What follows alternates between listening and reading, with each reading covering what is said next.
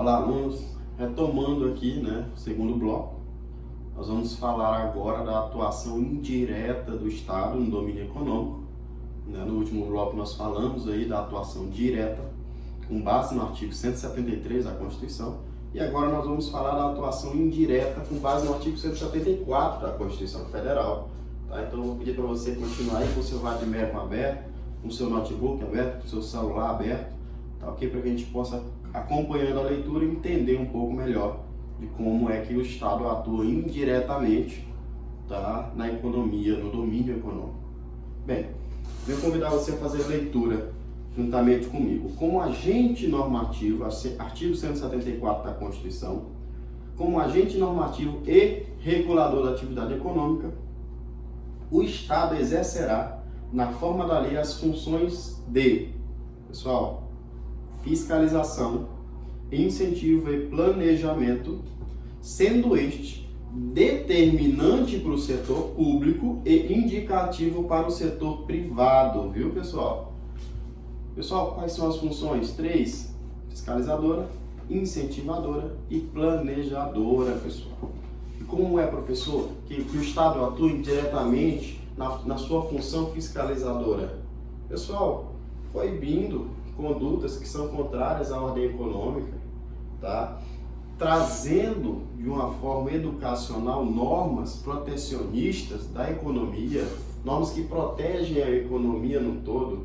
E eu não estou falando só de normas ambientais, mas eu também cito aqui normas consumeristas, tá? Um exemplo clássico e prático, nosso aqui, que inclusive eu quero lembrar que nós temos uma aluna aqui que está bem famosa, que ela trabalha num órgão aí de fiscalização aqui na região de Parauapebas, e o PROCON, esse órgão é o PROCON, e esse órgão ele vem aí autuando algumas farmácias que avultaram os preços de produtos de higiene básica, tendo em vista essa pandemia que nós estamos enfrentando, e o PROCON vem atuando em Parauapebas e também na região, tá, de forma bem coerente aparentemente, e eu parabenizo essa atuação do órgão, tá, a fim de coibir tais condutas. Está aí um exemplo prático, tá, da função de fiscalizador do Estado. Tá? A atuação indireta dele como fiscalizador é coibir conduta, punir os transgressores, tá ok? E para isso, muitas das vezes, ele utiliza do poder de polícia. O poder de polícia é uma matéria que nós vamos ver muito dentro do direito administrativo, mas é a autoridade que o Estado tem, tá, de proteger o interesse coletivo frente ao individual, tá, ok? Muitas das vezes restringe até mesmo direitos individuais, porém frente ao interesse coletivo, tá? É muito importante também frisarmos que o poder de polícia ele possui 3 características que são fundamentais. Primeiro, coercitibilidade, pessoal. Exemplo prático. Há um tempo atrás, quando seu carro era parado em uma blitz, o IPVA estava atrasado, jogavam ele em cima de um carro guincho e levava para o pátio. Coercitividade é um dos poderes de polícia, ele já faz cumprir, tá ok? O que ele diz, que não se pode andar com IPVA, que se andar com IPVA atrasado, o carro vai ser retido, ele mesmo já faz a retenção do veículo, é um exemplo prático. Segunda característica do poder de polícia, tá? Na função fiscalizadora do Estado, na sua atuação indireta no domínio econômico, pessoal, é a autoexecutoriedade. Ele mesmo executa, tá? Ele mesmo executa. Um exemplo clássico é a multa, Aplicou-se ali a multa, ele mesmo já adiciona seu nome ali no sistema e não precisa de autorização judicial para isso não. A lei já é clara, tá ok? E o princípio o primeiro é a discricionariedade, pessoal. Apesar de ter o direito de levar seu carro, de lhe multar, ele tem também a obrigação de lhe dizer o que pode e o que não pode fazer. Tá, ok? São essas 3 características do poder de polícia: discricionariedade, autoexecutariedade e coercitibilidade. Tá, ok? Prosseguindo, já encerrando a fase da fiscalização do Estado, tá? Fiscalização no domínio econômico, nós vamos passar para a sua segunda função, tá? Que é o quê? Incentivadora, pessoal. O Estado tem que incentivar a economia, tá? Dentro das formas de incentivo, pessoal, se vê os objetivos de implementação de políticas que promovam valores sociais e direitos fundamentais, tá ok? É muito importante essa função do Estado, porque na verdade é esta função que mantém a economia viva. E como que o Estado faz isso, professor? Através de benefícios fiscais, isenções fiscais, políticas de crédito, tá ok? É dessa maneira que o Estado incentiva de uma maneira positiva o domínio econômico, atuando de forma indireta, tá ok? A terceira, não menos importante, a forma planejadora, pessoal, a terceira função aí do direito econômico, né? Nos moldes do artigo 174, uma das formas em que o Estado atua indiretamente no domínio econômico, pessoal, planejamento, né? A economia tem que ser pensada. Quando você inicia um ano ou um ciclo que seja plurianual, o Estado tem uma obrigação de deixar tudo bem planejado para que a economia esteja sempre em ordem crescente, pessoal. Tá, ok? Isso mantém o país vivo, isso mantém a sociedade econômica viva, tá ok? Isso nos remete também, pessoal, aos planos plurianuais, tá ok? As diretrizes orçamentárias que são determinadas de tempos em tempos, tá? Para que se cumpram as metas econômicas. Nós vemos isso, muitas das vezes, nos jornais.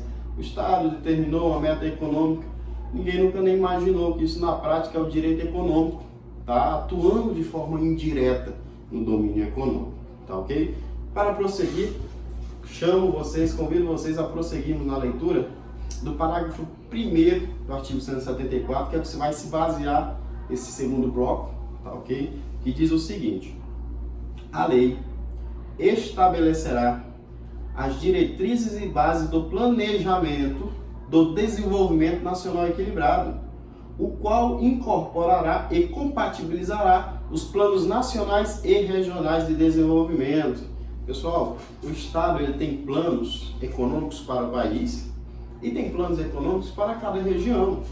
Pois, como bem sabemos, nosso país é separado por diversas regiões: Norte, Nordeste, Sudeste, Centro-Oeste, Sul, tá? E cada região tem a sua forma econômica, tem a sua política econômica. Você não se pode comparar a política econômica minerária do Pará com a política econômica minerária, muitas das vezes, do Acre, que é um país que não tem lá a sua atuação muito forte dentro da área minerária, um exemplo prático. Então, além dos planos nacionais, o Estado também atua de forma regional, para manter a economia daquelas regiões estáveis conforme as suas possibilidades. Não se vê no Pará uma política de incentivo à plantação de feijão, né? de café, como muito se vê na região do Mato Grosso, entendeu? Não, muito se vê por aqui a questão minerária. Né? Na região norte do Brasil, a área minerária ela é muito segmentada dentro da economia. E para o norte do país, em especial o nosso Pará, nós muito vemos políticas, né, monetárias nesse sentido, incentivar sempre aí a atuação minerária dentro dos limites ambientais, né? Isso a gente já viu dentro dos próprios princípios, tá ok? E desta maneira vamos prosseguindo para que nós possamos encerrar esse bloco e já falar do próximo. A lei apoiará, parágrafo 2º, estimulará o cooperativismo e outras formas de associativismo. Pessoal, sozinho você é fraco, unido você é forte, tá ok? Associativismo, cooperativismo é importante para a economia, sim, tá? A própria Constituição traz aqui a obrigação legal do Estado apoiar essa ideia, e isso está disposto aqui no parágrafo 2º do artigo 174 da Constituição. Parágrafo 3º, o Estado favorecerá a organização da atividade garimpeiras em cooperativas, levando em conta a proteção do meio ambiente e a promoção econômico-social dos garimpeiros. Pessoal, as associações de garimpeiros, aqui em Curionópolis nós temos exemplo aqui da Comigás, e dentre todas as regiões temos muitas associações de garimpeiros, tem essa proteção estatal, tem essa atenção estatal, pessoal. Muitas das vezes, por si só, eles não têm uma estrutura econômica, jurídica, para se manterem, para se nortearem nos termos da lei, tá? Mas o Estado traz aqui um favorecimento, né, constitucional para essas associações, tá ok? é o que diz o parágrafo 3º. Parágrafo 4º e último, as cooperativas a que se refere o parágrafo anterior terão prioridade na autorização ou concessão para pesquisa e lavra dos recursos e jazidas de minerais garimpáveis nas áreas onde estejam atuando e naquelas fixadas de acordo com o artigo 21 na forma da lei. Pessoal, aqui dá tão somente as cooperativas mineradoras dá prioridade nas suas autorizações de concessão e lavra, tá ok? Bem simples, lembrando dentro da área que estão atuando, tá ok? Toda cooperativa ela tem uma área delimitada de atuação. Então, o parágrafo 4º da Constituição trouxe essa proteção, essa prioridade, tá? E essa limitação de atuação, tá ok? Dentro da sua área já pré-estabelecida, muitas das vezes já nos seus estatutos, tá ok? E dessa maneira encerramos essa aula, tratamos da forma indireta de atuação do Estado no domínio econômico. Quais são elas? 3. Incentivadora, planejadora, nos termos do artigo 174, e fiscalizadora, tá ok? Essas são as 3 funções da atuação direta, tá, do Estado, indireta do Estado no domínio econômico, e estão dispostas no artigo 174 da Constituição, pessoal. Espero ter sido bem resolutiva a aula e já vamos passar para o próximo bloco, onde nós vamos falar um pouquinho dos órgãos que atuam, que ajudam o Estado, tá, nessa atuação aí de fiscalizador, de incentivador e de planejamento. Portanto, encerro, tá, essa aula falando aí da atuação indireta. A aula anterior falamos da atuação direta e por si só já deu aí para termos uma visibilidade suficiente de como o Estado atua. Lembrando, artigo 173 e 174 da Constituição Federal, tá ok? Artigo 173 trata da atuação direta e o artigo 174 da atuação indireta, tá ok, pessoal? Agradeço a atenção de todos e aguardo vocês no próximo bloco, tá ok? Muito obrigado. Bom dia, boa tarde ou boa noite.